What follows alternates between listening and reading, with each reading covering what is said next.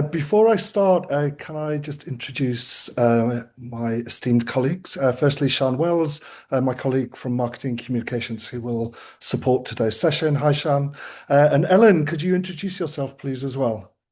Hi, I'm Ellen. I'm an alumni of the Bartlett School of Planning. I finished the Master of City Planning led by Michael in the fall of 2025, and I'm currently working at UCL as a research assistant.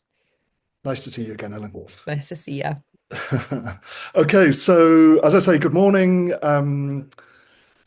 What we wanted to do today was a couple of things. One is for me to give a very brief overview of each of our master's programs, master's taught programs rather, before giving you a short, I'm going to call it a lecture, it's not really a lecture, just a short introduction to some of the areas of work that we do as a school, just to give you a flavour of the links between our research practice, our teaching, and the work of the students. Then I'll open up the floor for questions and answers. Ellen and I will do our best to answer those questions. If there's anything we can't answer, we'll get back to you after the session.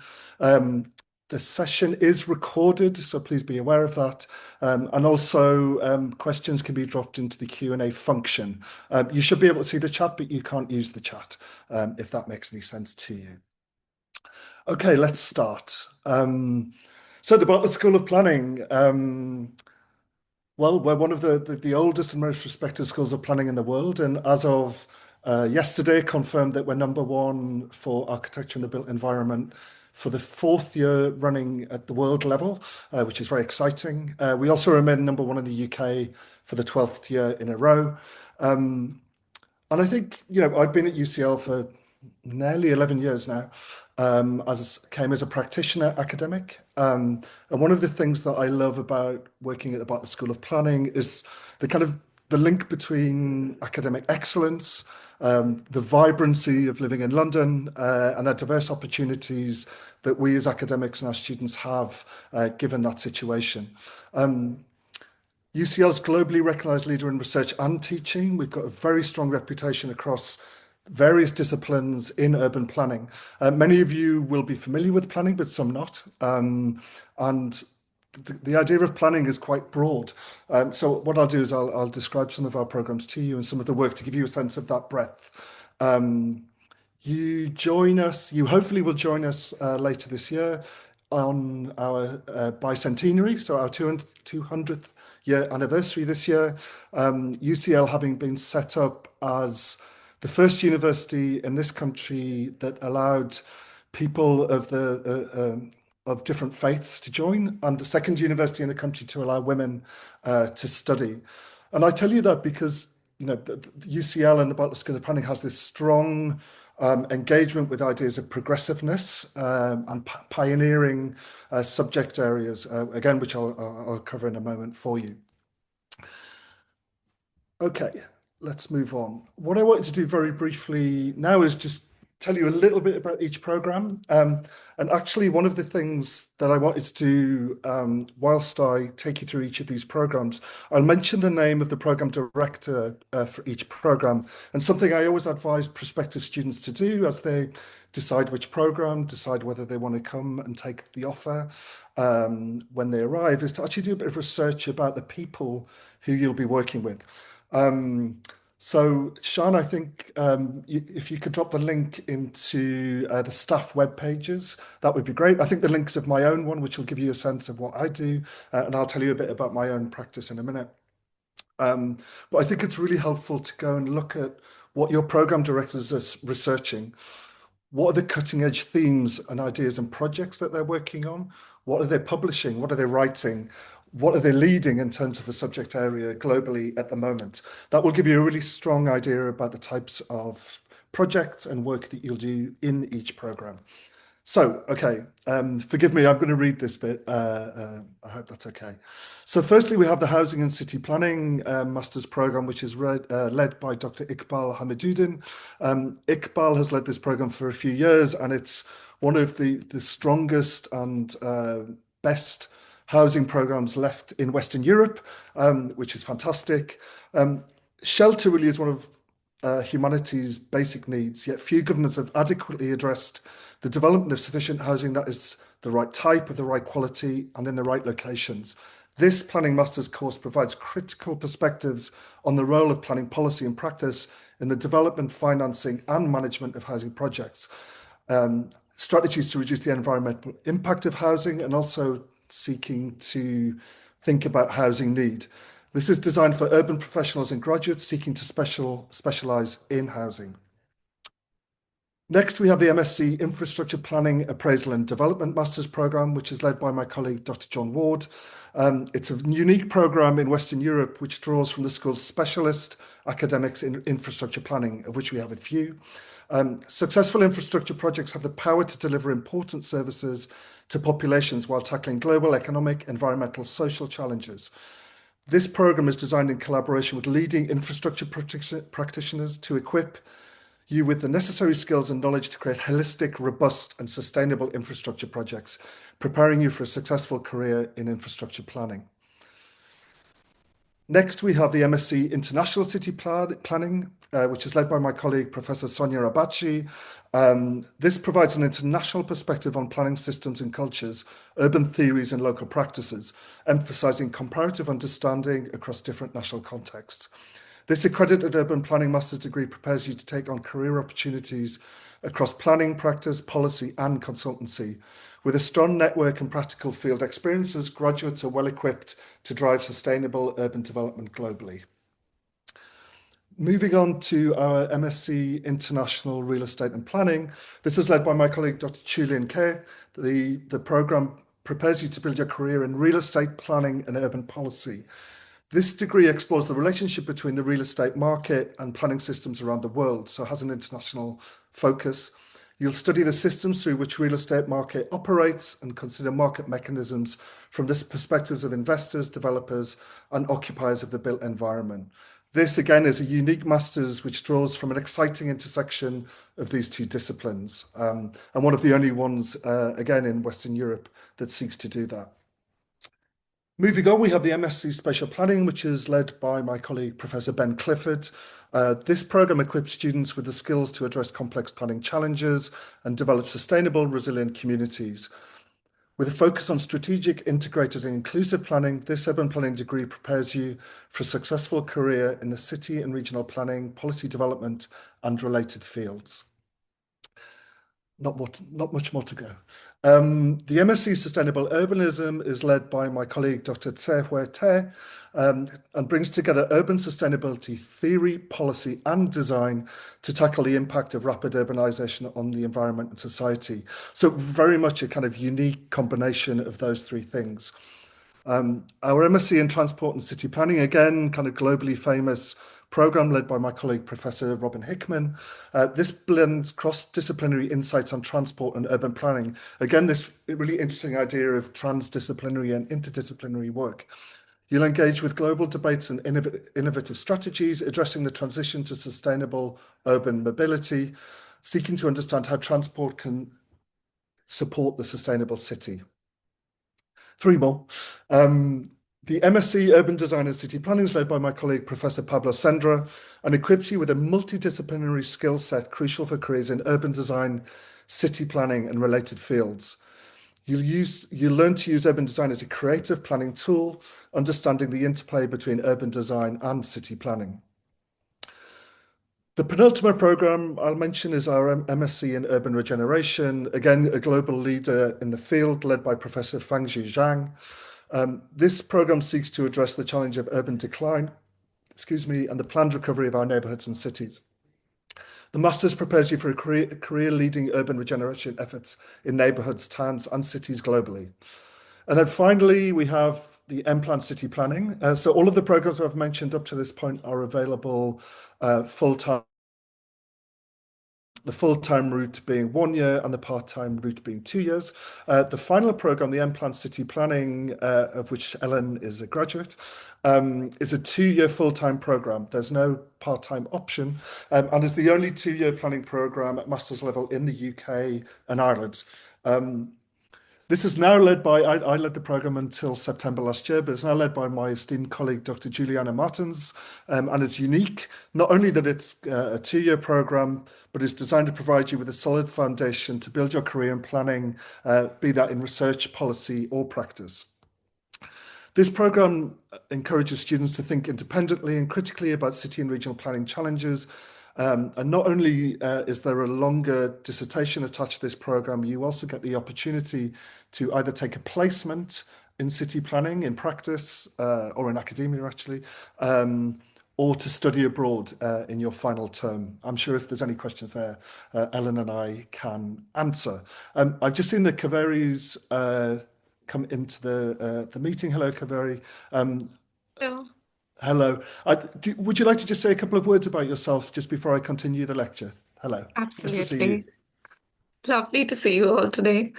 I study the Master of Science, the Urban Design and City Planning stream under Professor Pablo Senra. It's a lovely course. I came in as an architect. I have many peers who are not designers. Some of them are neurobiologists. Some of them have worked in urban fields. Some of them have worked in planning, so they haven't done any drawing before. We've all had a great time. We've learned a lot from our wonderful professors, and we've done a good amount of field work also. So, yeah, I think you should listen to a bit about all the programs. Thank you. It's well worth attending. Thank you very much indeed. Just to let you know what we're doing next, I'm going to talk about 3 or 4 particular areas of work that we do as academics and how that links to teaching, and then we'll open for questions and answers. Okay, so this is a picture of my beautiful home city of Newcastle, which is a bit of a theme today. But I wanted to talk about 4 things, and this is not comprehensive. I don't have enough time in this session to talk about everything that we do, but just to give you a flavour of the types of things that we do on a daily basis in the school. So the first is around community engagement and planning, and actually, it's the example I'm going to use is a module that Kaveri is on at the moment. Has just finished, or rather, the teaching's just finished. Talk to you about some work on critical dialogues in comparative urban planning, then something on everyday economies, and then finally thinking about urban design, urban form, and density. So hopefully you'll find this interesting. Okay. So community engagement and planning. So this is a very, very strong specialism in the school. We have a number of members of staff who are experts in this area, including Elena Basusi, Professor Yasmini Bibijon, Dr. Martha Mingay, Professor Yvonne Ryden. There's a very strong theme in this specialism around how are communities engaged in planning and for what purpose. And what's quite interesting in this area, from my own perspective, and I help Eleanor out on the example module here, is just to think about whose knowledge is privileged in planning processes. So in other words, thinking about where, if at all, community knowledges of their own home, of their own place, are used in making decisions about future development. So in this particular module, which is a core module for the urban design and city planning students, we explore this to a great degree. Here you see, this is from last year, an example of a workshop that we did with a community in Kilburn in northwest London. But in essence, the module is designed to give you the knowledge, skills and behaviours required for the design, delivery and use of community engagement that promotes communities' aspirations in their own voices. So this is very much thinking about not only what knowledge should be used or could be used in planning, but somehow doing that in an efficient, effective way from the perspective of the community. The module is organised around one major project, divided into 3 main stages. One is the idea of an independent research through fieldwork, audit, surveys and mapping to build knowledge about the project area and those communities. The preparation and delivery of a community engagement exercise designed to gather communities' knowledge that complements the findings of the independent research. And then to think about the preparation of high-level proposal for the revitalisation of that area. Last year, as you can see in this picture, that involved running a workshop. This year, we've been thinking about conceptions of health in the city and how communities might define health from their own perspectives. A really, really interesting and challenging module, I think you'll probably agree, Kaveri.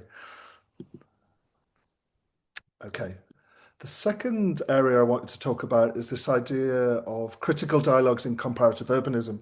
And this is something that I'm very much involved with myself. I haven't really given you a background in my own work, but one of the research clusters that is run in the school is between myself and Professor Susan Moore, thinking about methodologically how one might compare. So compare phenomena across time, across space, across jurisdictions. How does comparative work help us understand planning and development cultures in different international contexts?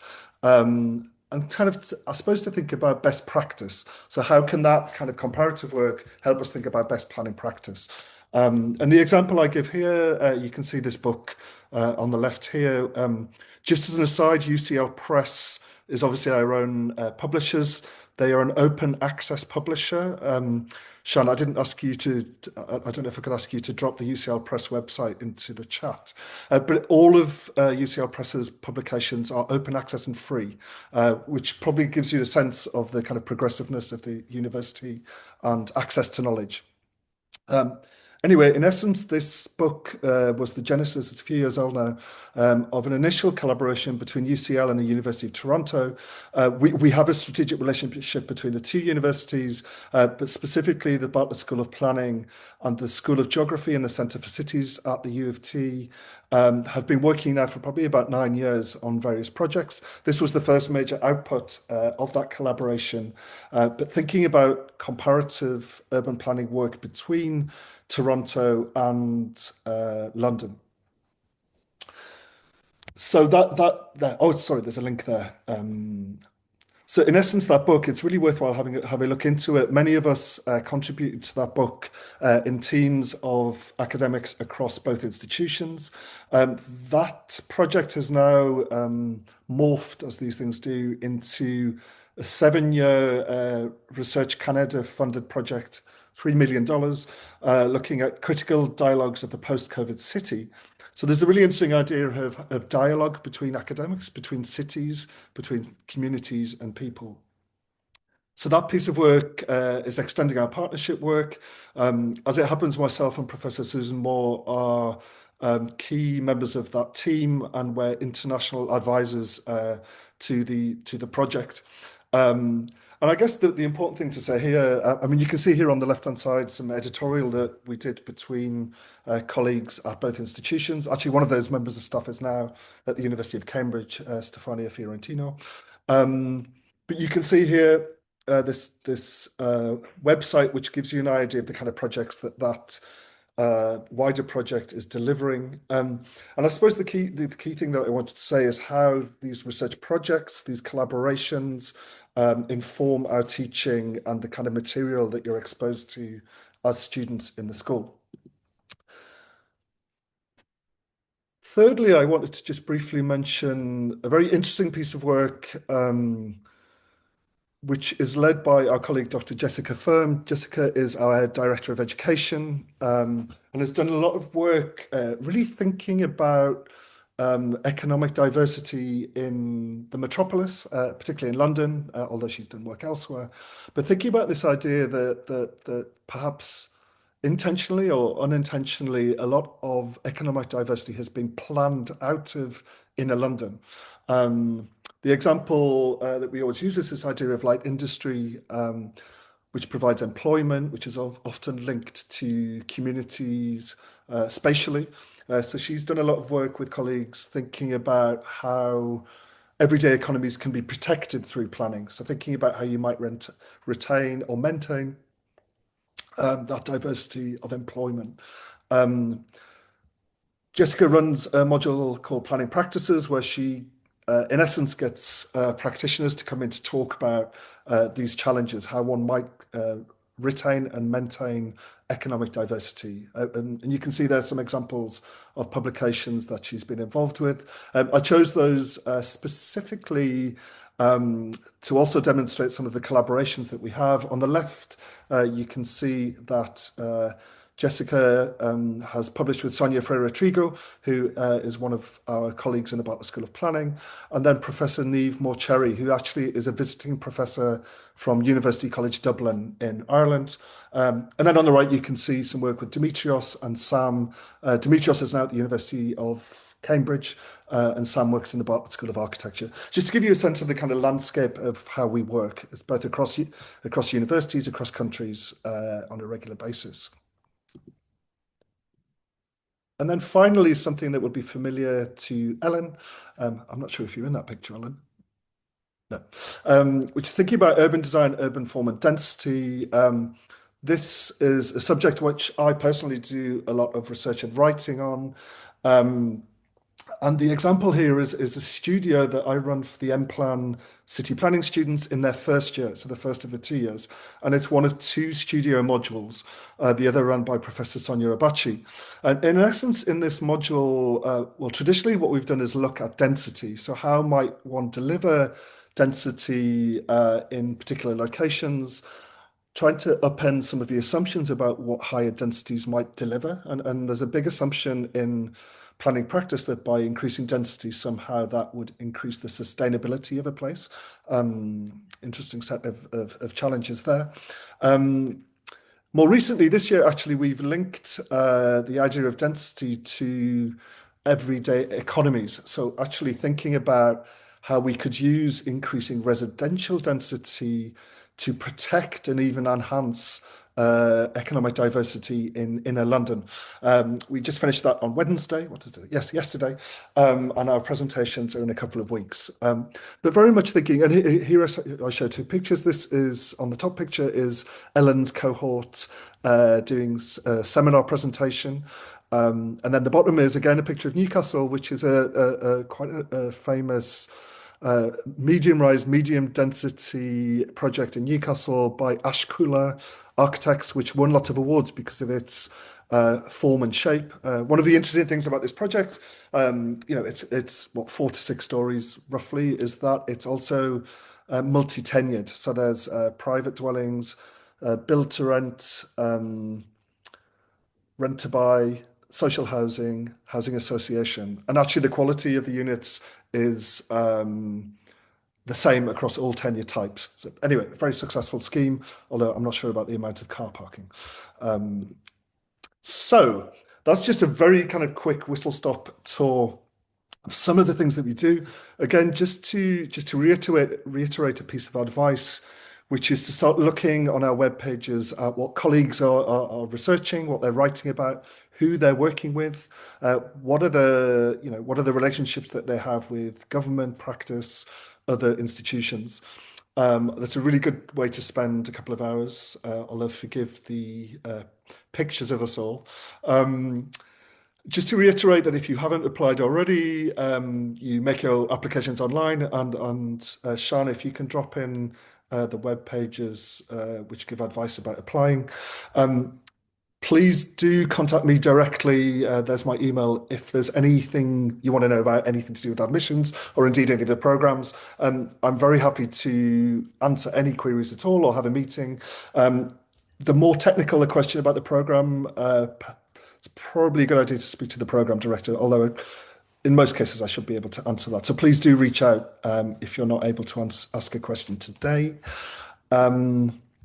And I guess to sum up, I feel like this is a bit of a pitch, but it's not. But, as a planner, I trained as a planner. I did an undergraduate planning degree. It's a hugely rewarding professional career. I am an academic, but I work in practice. I work on research projects linked to practice. London is a hugely exciting and stimulating city to study and live in. UCL, one of the world's leading universities, and the Bartlett School of Planning, one of the world's foremost planning schools. As I say, with the QS rankings from yesterday, we're #1 again in the field this year, 2026, and #1 again in the UK for the 12th year, I think it was.